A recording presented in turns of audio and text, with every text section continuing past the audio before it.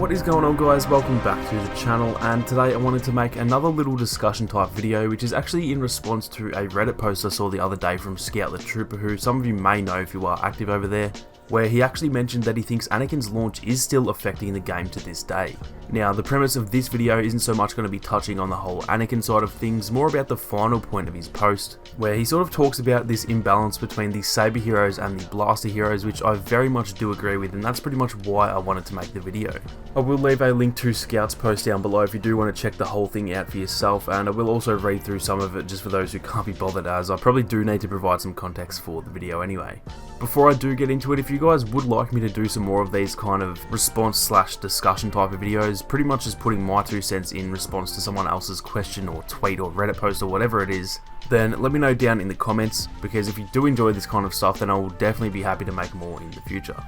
But anyway, getting into the post, Scout pretty much mentioned how at launch, or even for months and months after launch, hero gameplay was very unique, with everyone sort of having their own playstyle, and other than the odd few like Phasma, Finn or Chewie, every single character was pretty viable and could do just as well as the rest. He then kind of goes through a timeline from when Anakin was released, mentioning how powerful he was at launch, and because of that, a hell of a lot of other characters were buffed in order to keep up with Anakin, even with him being heavily nerfed. If I recall correctly, Vader saw a massive buff at the time, Kylo and Luke both got really decent buffs, Yoda got a buff as well as getting his new block maybe a month or two after Anakin dropped, Maul obviously got his block as well, Grievous got a little buff, and I'm sure there are plenty of others that I am forgetting as well. Now, if you take a look at that list though, you can see that there's literally no Blaster heroes on there, only Saber heroes, or at least in the early months anyway. Obviously, Finn has received a nice buff since Anakin launched, Phasma and Chewie have both seen some decent buffs, although I still think they're a tad on the weaker side compared to the others, and then obviously Leia just got a complete rework, so it's not like there's been complete negligence or anything like that, but even still, those buffs were nothing compared to a lot of the other Saber buffs. Because of that, it was almost like everyone with a lightsaber was getting better, while the large majority of Blaster heroes just kind of stayed the same for the most part, and that is where I believe the imbalance comes from, and obviously so does Scout from the Reddit post. Now, I should mention that other than Boba Fett, who's my main character in Battlefront 2, I almost exclusively play Saber heroes. I love their fast-paced, aggressive playstyles, as that's exactly how I play with troopers and reinforcements, so if anything, I should be so happy that Saber heroes are more powerful, because it essentially just makes my life easier and allows me to do better in-game. That's actually not the case though, because I would much prefer for everything to be balanced to the point where the best player, regardless of the hero they choose, will win the battle with a worse player simply based off of skill, rather than, say, I'm playing Leia and he's playing Vader, so he automatically wins.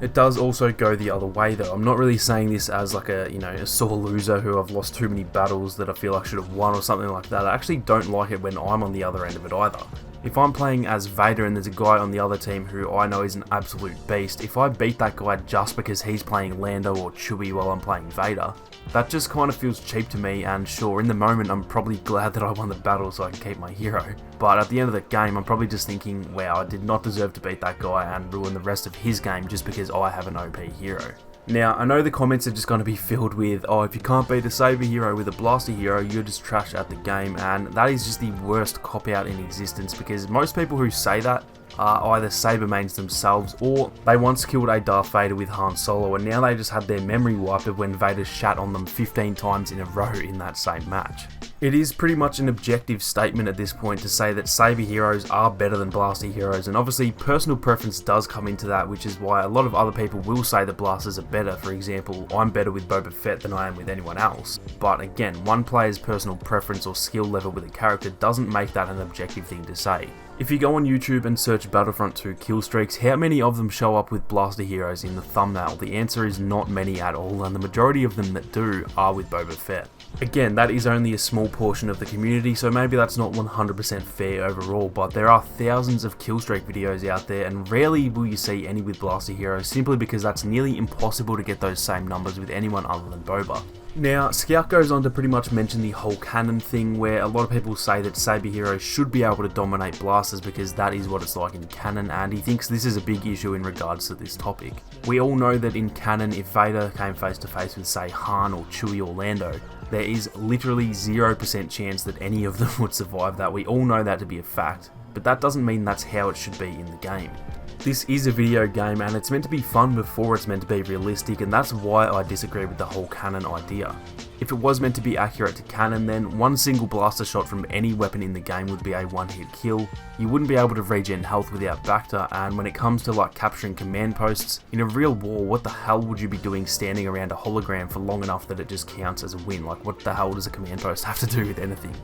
That's the thing though, it is a video game and it's meant to be fun, balanced and enjoyable for everyone, so most of us just overlook that whole idea because we just want to play a game that we enjoy, not a game that we think is hyper realistic. Sure, I do actually love the fact that Vader has the most HP and that he's kind of tanky, and I love that Darth Maul is the most agile since he was such a gifted fighter. I love that each character has their own little playstyle that is linked to canon. The thing is though, it needs to be balanced before it's too realistic, because otherwise it just ruins the game in the long term and drives people away after they get sick of dying to the same thing over and over and over every single game. Now, lastly, Scout mentions that he personally thinks a series of nerfs should be carried out to the Saber heroes in order to just sort of bring them all down a peg and make it a little bit more balanced and fair, which in a way I do agree with, but on the other side of that I also just think that's never going to happen, and if it did, I know for a fact that so many people would complain about those characters getting nerfed. So this is where I leave it to you guys to let us know down in the comments. If you had to try and fix this issue with the imbalance, how would you go about it? Who would you buff or nerf? What characters do you think should be the average power level for everyone?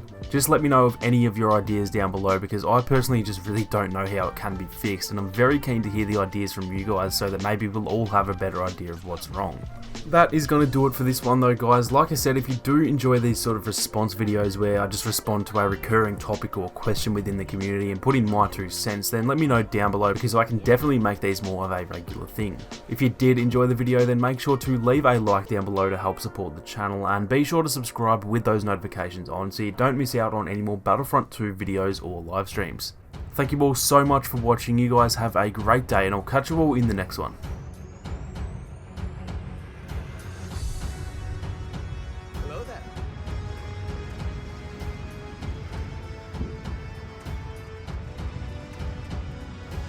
The strongest defense is a swift and decisive offense.